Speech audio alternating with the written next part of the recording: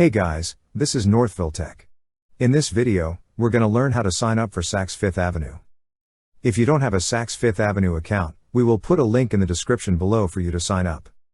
Once you click on the link, you will be directed to this page, then click on Sign In. Now here, you will see an option for Create Account. Click on Create Account.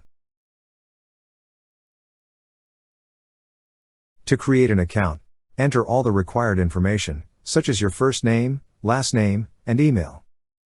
After that, enter a password you wish to use, then enter it again to confirm your password. Lastly, enter your zip code and phone number, but it's just optional. After entering all the required information, click on Create an Account. That's how you sign up for Saks Fifth Avenue. Thank you so much guys for watching, and if you have not yet subscribed to our YouTube channel, please subscribe to our YouTube channel as we create tech videos almost every day. Also, check out our website northvilletech.com for great tech articles, and our recommended resources in the description below for various sign-up bonuses.